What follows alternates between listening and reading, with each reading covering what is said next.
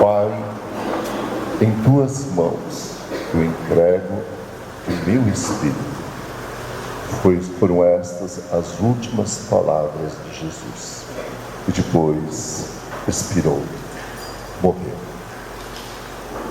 Iniciamos hoje a Semana Santa, a última semana da vida de Nosso Senhor. A semana mais trágica da história da humanidade. E para nós cristãos, os momentos mais importantes da nossa fé. A liturgia de hoje tem dois momentos e dois evangelhos. Primeiro é o momento dos ramos, a bênção dos ramos, e a leitura do evangelho que nos fala o que aconteceu, o que Jesus pediu que eles preparassem. Um jumentinho, emprestado, depois seria devolvido, levassem até ele e se reunissem naquele local. Primeiro momento, que nós recordamos ainda fora da igreja. E depois nós viemos em procissão nos nossos ramos abençoados. E o segundo momento, que nós acabamos de ler, nos fala da paixão de nosso Senhor. Jesus entrou naquele dia solenemente na cidade. Os peregrinos estavam em toda parte, peregrinos vindo de todas as regiões. Estavam em expectativa, porque todos ouviram falar daquele homem de Nazaré. Todos ouviram falar de seus milagres, de sua sabedoria, de sua bondade. E eles pensavam, é este o Messias que todo o povo espera há 2000 anos.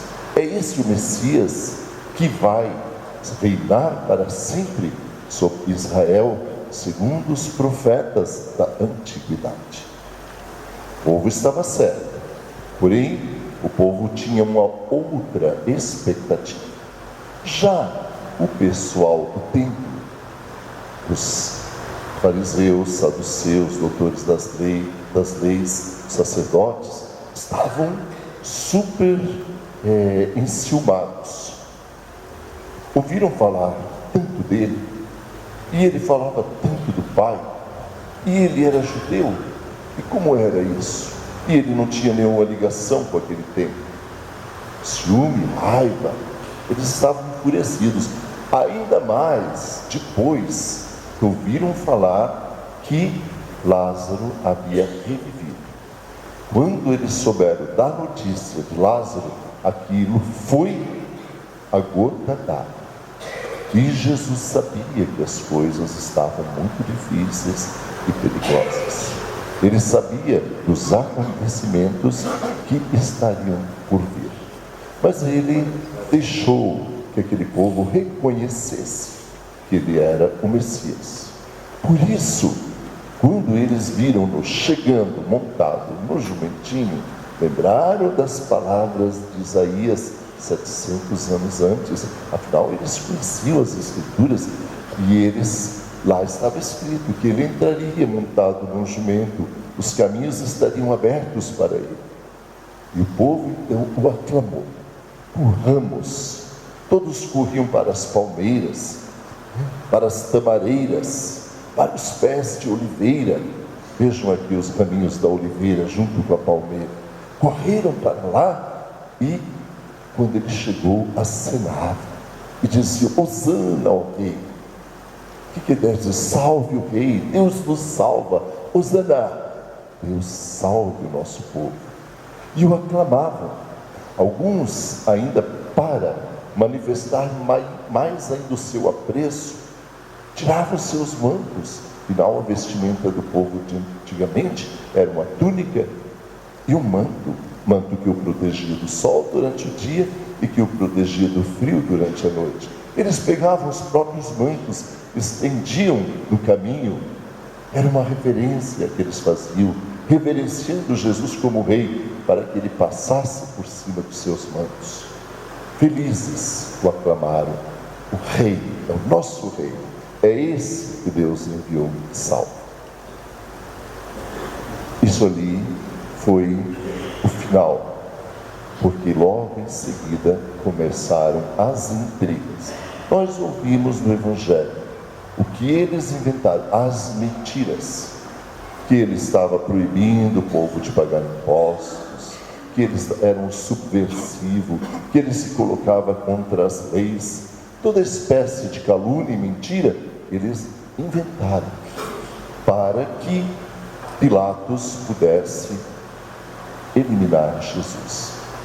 Pilatos era romano, era governador, estava ali a serviço de Roma. Os judeus moravam naquela terra, mas não tinham liberdade, porque Roma havia conquistado. E eles não podiam matar ninguém. Nem um prisioneiro poderia ser morto antes de passar por Pilatos. Pilatos agora, como vencedor daquele povo, era a autoridade máxima. Roma até permitia que eles tivessem seu rei, que era Herodes, tivesse um templo, tivesse seus cultos, mas Roma queria os impostos e obediência. Qualquer sinal que houvesse de motim ou de revolta era duramente combatido por Roma. Não admitia em nenhum momento. E o que acontece depois, nós sabemos, é trágico. Havia um subversivo, um homem que se colocava contra Roma, ele era assassino, ele se chamava Barrabás. Havia sido preso e estava nas masmorras de Herodes. Então, Herodes, não querendo condenar Jesus, porque ele não via culpa nele, via que havia uma trama muito forte por trás, quis oferecer a Jesus Cristo uma oportunidade para libertá-lo. Claro que antes Herodes foi cruel, mandou coroá-lo como rei, já que eles diziam que era rei, colocou um manto, mandou açoitá-lo, porém não desejava tirar a vida de Jesus. Pensou, com isso eu vou agradar os judeus, eu já o flagelei, já o humilhei, eles se darão por satisfeitos. Então apresenta a oportunidade, era normal, era a festa da Páscoa judaica, todos os peregrinos estavam lá ao redor, o povo judaico, qualquer palavra errada de Herodes, qualquer atitude errada, surgiria um motim, uma revolta, e ele teria que prestar contas a Roma de tudo isso, e ele não queria ficar mal diante do imperador. Então ele propôs ao povo, vejam vocês, eu tenho o poder, dizia ele, de libertar um prisioneiro, vou lhes dar um prisioneiro de vocês, judeu, do seu sangue, de sua raça, como presente nessa Páscoa. Vocês farão a escolha. Está aqui Barrabás, eu coloco nesse lado, e está aqui Jesus, o Nazareno. Vocês vão escolher quem vocês querem que eu liberte. Um será liberto e o outro será crucificado. E aquele povo, o mesmo povo que aclamou Jesus com ramos e oliveiras, que saudou-o como rei dos judeus, faz nesse momento exatamente o contrário. Eles dizem, solte Barrabás, crucifica Jesus. Pilatos insistiu, eu não vejo culpa desse homem, eu vejo uma trama por trás, eu vejo mentiras. E o povo mais uma vez dizia, crucifica Jesus, liberte Pilatos, o saltimbancos, o revoltoso, o assassino. Então, o que Pilatos fez? Lavou as mãos. Isso é um sinal, ele é simbólico, mas ele tem um sentido muito forte. Eu lavo as mãos do sangue desse homem, veja, minhas mãos estão limpas, não quero culpa do sangue de Jesus. Vocês é que estão escolhendo. Sabemos o que aconteceu depois. Como entender o coração desse povo? Como entender um povo que num dia aclama a Jesus como rei? aclama como o Messias. Põe mantos para que ele passe, os seus mantos, os únicos mantos que eles tinham para se agasalhar, coloca para que Jesus passe sobre eles. E logo em seguida toma uma atitude dessa. E nós podemos entender as escolhas humanas. Por isso, já um antigo profeta diz: maldito o homem que confia no homem e põe a sua confiança na carne do ser humano, porque ele será decepcionado. Coloquem a vossa confiança em Deus, jamais se arrependerão. De fato, ali acontece isso, porque o povo queria o Messias forte, valoroso, guerreiro, sentado num trono de ouro, governando o mundo, e o povo de Israel seria o povo que dominasse todo o planeta, tendo como rei, Filho de Deus, o Messias. Porém, quando eles perceberam que as armas de Jesus não eram a espada, a lança dos romanos, a opressão, que o reinado dele não era um reinado baseado em riquezas, não era um reinado baseado apenas no direito da força. Eles não quiseram esse rei.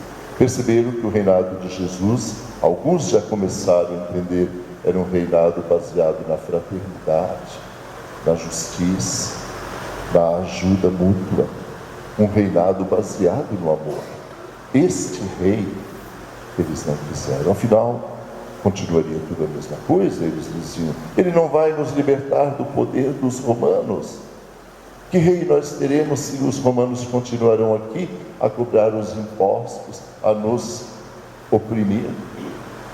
Então, escolheram soltar Barrabás. Puseram esperança em Barrabás, porque ele era revoltoso, fazia motins contra os romanos. E crucifica Jesus.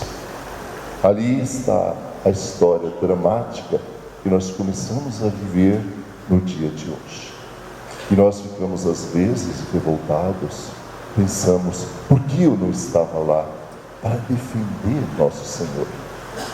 Eu gostaria de gritar bem forte: solta o Nazareno. Porém, nem eles nesse tempo, o povo não tinha ainda noção de quem era exatamente Jesus. É depois da ressurreição dele que tudo começa a ficar mais claro para todo povo. Porém, a história registrou todo o sangue derramado de nosso Senhor, os carrascos que o acusaram, os carrascos que pediam a sua morte. Mas nós temos que lembrar que o rosto de Jesus continua vivo no meio de todos nós. O rosto de Jesus está nos empobrecidos, a face humana de Deus está ali, das pessoas que sofrem, das pessoas que são oprimidas, injustiçadas. Afinal, foi isso que aconteceu com ele. Os carrascos de Jesus ainda estão no meio de nós, porém apenas mudou seus nomes. Os nomes mudaram, mas os carrascos continuam a maltratar e a matar Jesus, os pobres. Deus tenha compaixão de todos aqueles que usam o poder para mentir, para corromper, para oprimir. Deus tenha compaixão de todos aqueles que, mesmo nos dias de hoje, no meio de nós, usam a mentira, a violência e a força para maltratar os seres humanos, os filhos e filhas de Deus. Esses são ainda os carrascos de Jesus que vivem no meio de todos nós. Jesus foi o nosso irmão mais velho, Filho de Deus, único Filho, nós rezamos em nosso credo. Ele nos adota como filhos e filhas. Através de Jesus, nós somos adotados e trazemos em nosso rosto a dignidade de imagem e semelhança de Deus. No rosto do mais abandonado, do mais empobrecido, brilha a imagem de Deus. E por isso merece todo o nosso respeito. Louvado seja Deus, louvado seja nosso Senhor Jesus Cristo. Para sempre seja louvado.